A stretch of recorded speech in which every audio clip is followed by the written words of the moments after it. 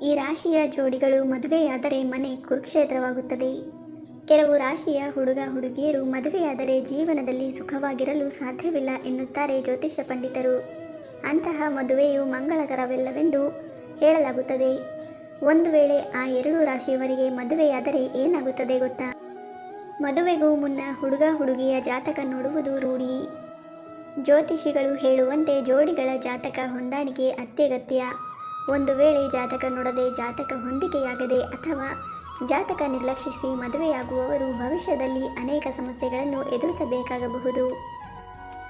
ಆದ್ದರಿಂದ ಜಾತಕ ಹೊಂದಾಣಿಕೆ ಇಲ್ಲದ ಮದುವೆಯು ವಧು ಅಥವಾ ವರನ ಜೀವನವನ್ನು ಹಾಳು ಮಾಡುತ್ತದೆ ಎಂದು ಜ್ಯೋತಿಷಿಗಳು ಹೇಳುತ್ತಾರೆ.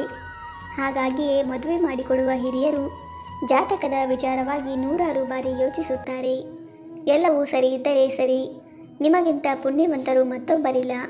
ಆದರೆ ಸಣ್ಣ ಪುಟ್ಟ ವ್ಯತ್ಯಾಸವಾದರೂ ಸಹ ಈ ಜೋಡಿಗಳು ಕಿತ್ತಾಡುತ್ತಿರುತ್ತಾರೆ. ಹಾಗೆಂದ ಮಾತ್ರಕ್ಕೆ ಅವರು ಬೇರೆಯಾಗಿರಲು ಬಯಸುವುದಿಲ್ಲ.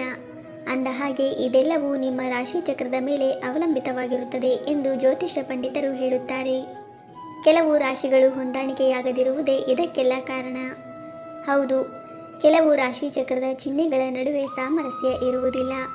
ಆ ಎರಡು ರಾಶಿಯವರು ಮದುವೆಯಾದರೆ ಆ ಮನೆಯ ಶಾಂತಿ ಹಾಳಾಗುತ್ತದೆ. ಇಂದು ಅಂತಹ ರಾಶಿಚಕ್ರ ಚಿಹ್ನೆಗಳ ಬಗ್ಗೆ ಮಾಹಿತಿ ತಿಳಿಸುತ್ತಿದ್ದು, ಇದರಲ್ಲಿ ಯಾವ ರಾಶಿ ಹೊಂದಿರುವ ಹುಡುಗ ಯಾವ ರಾಶಿಯ ಹುಡುಗಿಯನ್ನು ಮದುವೆ ಮಾಡಿಕೊಂಡರೆ ಹೊಂದಾಣಿಕೆ ಇರುವುದಿಲ್ಲ ಎಂದು ತಿಳಿಸಲಾಗಿದೆ. ಮಿಥುನ, ವೃಶ್ಚಿಕ ರಾಶಿಯವರಿಗೆ ಎಲ್ಲವನ್ನೂ ತಿಳಿದುಕೊಳ್ಳುವ ಅಭ್ಯಾಸವಿರುತ್ತದೆ. ಆದರೆ ಮಿಥುನ ರಾಶಿಯವರಿಗೆ ಇದೆಲ್ಲ ಇಷ್ಟವಾಗುವುದಿಲ್ಲ.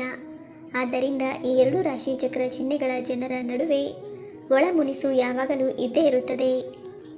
ಮೇಷ ಮತ್ತು ವೃಶ್ಚಿಕ. ಮೇಷ ಅಗ್ನಿ ಸಂಕೇತವಾದರೆ ವೃಶ್ಚಿಕ ರಾಶಿಯು ಜಲ. ವಿಪರ್ಯಾಸವೆಂದರೆ ಈ ಎರಡೂ ರಾಶಿಯವರು ಮದುವೆಯಾದಾಗ ಆರಂಭದಲ್ಲಿ ಎಲ್ಲವೂ ಚೆನ್ನಾಗಿದೆ ಎಂದು ತೋರುತ್ತದೆ. ಆದರೆ ಕ್ರಮೇಣ ಇಬ್ಬರಲ್ಲೂ ಹೊಂದಾಣಿಕೆ ಕಡಿಮೆಯಾಗುತ್ತದೆ. ಇಬ್ಬರು ಪರಸ್ಪರ ಪ್ರಾಬಲ್ಯ ಸಾಧಿಸಲು ಪ್ರಯತ್ನಿಸುತ್ತಾರೆ. ಯಾರು ಯಾರಿಂದಲೂ ನಿಯಂತ್ರಿಸಲ್ಪಡಲು ಇಷ್ಟಪಡುವುದಿಲ್ಲ. ಇದರ ಪರಿಣಾಮವಾಗಿ ಸಮಸ್ಯೆಗಳು ಪ್ರಾರಂಭವಾಗುತ್ತವೆ. ಮೇಷ ಹಾಗೂ ವೃಷಭ.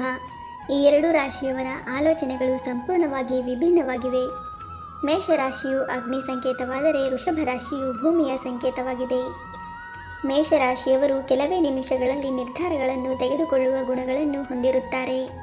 ಆದರೆ ಥಟ್ಟನೆ ನಿಲ್ಲಿಸುತ್ತಾರೆ. ವೃಷಭ ರಾಶಿಯ ಜನರು ಹಾಗಲ್ಲ, ಸ್ಥಿರವಾಗಿರಲು ಇಷ್ಟಪಡುತ್ತಾರೆ. ಯೋಚಿಸಿ ನಿರ್ಧಾರಗಳನ್ನು ತೆಗೆದುಕೊಳ್ಳುತ್ತಾರೆ. ಇದೇ ಕಾರಣಕ್ಕೆ ಈ ಎರಡೂ ರಾಶಿಯವರ ನಡುವೆ ಹೊಂದಾಣಿಕೆ ಎನ್ನುವುದೇ ಇರುವುದಿಲ್ಲ. ವೃಷಭ ಮತ್ತು ಧನು. ವೃಷಭ ರಾಶಿಯದು ಭೂಮಿಯ ಸಂಕೇತ, ಧನು ರಾಶಿಯದು ಅಗ್ನಿ. ಸಾಮಾನ್ಯವಾಗಿ ವೃಷಭ ರಾಶಿಯವರು ಮನೆಯಲ್ಲಿ ಇರಲು ಆದ್ಯತೆ ನೀಡಿದರೆ ಧನು ರಾಶಿಯವರು ಸುತ್ತಾಡಲು ಇಷ್ಟಪಡುತ್ತಾರೆ. ಆದರೆ ಈ ಎರಡೂ ರಾಶಿ ಚಕ್ರದವರು ಕನೆಕ್ಟ್ ಆಗುವುದು ಬಹಳ ಅಪರೂಪ. ಇನ್ನು ಧನು ಮತ್ತು ಮಕರ. ಧನು ರಾಶಿಯು ಬೆಂಕಿಯ ಸಂಕೇತ, ಮಕರ ರಾಶಿಯು ಭೂಮಿಯ ಸಂಕೇತ. ಧನು ರಾಶಿಯವರು ಹೊಸ ವಿಷಯಗಳನ್ನು ಕಲಿಯಲು ಎಷ್ಟು ಆಸಕ್ತಿ ತೋರಿಸುತ್ತಾರೋ ಮಕರ ರಾಶಿಯವರು ಅಷ್ಟೇ ಕಡಿಮೆ ಆಸಕ್ತಿ ಹೊಂದಿರುತ್ತಾರೆ. ಮಕರ ರಾಶಿಯವರು ಪಾಸಿಟಿವ್ ಆಗಿ ಏನನ್ನೂ ತೆಗೆದುಕೊಳ್ಳುವುದಿಲ್ಲ. ಇಬ್ಬರು ಕೂಡಲೇ ರಾಜಿ ಸಂಧಾನಕ್ಕೆ ಬಂದರೆ ಪರವಾಗಿಲ್ಲ, ಇಲ್ಲದಿದ್ದರೆ ವಿವಾದ ಎಲ್ಲಿಂದ ಎಲ್ಲಿಗೋ ತೆಗೆದುಕೊಂಡು ಹೋಗುತ್ತದೆ. ಮಕರ ಮತ್ತು ಮಿಥುನ ರಾಶಿಯವರು. ಮಿಥುನ ರಾಶಿಯವರು ಮಕರ ರಾಶಿಯವರಂತೆ ಜೀವನ ನಡೆಸಲು ಪ್ರಯತ್ನಿಸುತ್ತಾರೆ. ಇದೆಲ್ಲ ಮಾಡುವ ಪ್ರಕ್ರಿಯೆಯ ನಡುವೆ ತಮ್ಮ ಆತ್ಮವಿಶ್ವಾಸವನ್ನು ಕಳೆದುಕೊಳ್ಳುತ್ತಾರೆ. ಇವರು ಸಾಮರಸ್ಯ ಜೀವನ ನಡೆಸಲು ಸ್ವಲ್ಪ ರಾಜಿ ಹಾಗೂ ಕಠಿಣ ಶ್ರಮ ವಹಿಸಬೇಕಾಗುತ್ತದೆ. ಕರ್ಕಾಟಕ ಹಾಗೂ ಕುಂಭ. ಈ ಎರಡೂ ಜೋಡಿಗಳ ನಡುವೆ ವಾದ ವಿವಾದಗಳು ಎಷ್ಟಿರುತ್ತವೆ ಎಂದರೆ ಒಂದು ವೇಳೆ ಮನೆ ಮರದ ಪೆಟ್ಟಿಗೆಯಾದರೆ ಮುರಿದೇ ಹೋಗುತ್ತದೆ ಎನ್ನುವಷ್ಟು. ಕರ್ಕ ಜಲದ ಸಂಕೇತ ಮತ್ತು ಕುಂಭವು ವಾಯು ಸಂಕೇತ. ಕರ್ಕಾಟಕ ರಾಶಿಯವರು ಆದಷ್ಟು ಬೇಗ ಎಲ್ಲಿಯಾದರೂ ಒಂದು ಕಡೆ ನೆಲೆಗೊಳ್ಳಲು ಪ್ರಯತ್ನಿಸುತ್ತಾರೆ. ಆದರೆ ಕುಂಭ ರಾಶಿಯವರು ಹಾಗಲ್ಲ, ಸಂಪೂರ್ಣವಾಗಿ ಸ್ವತಂತ್ರವಾಗಿರಬೇಕು ಎಂದು ಭಾವಿಸುತ್ತಾರೆ.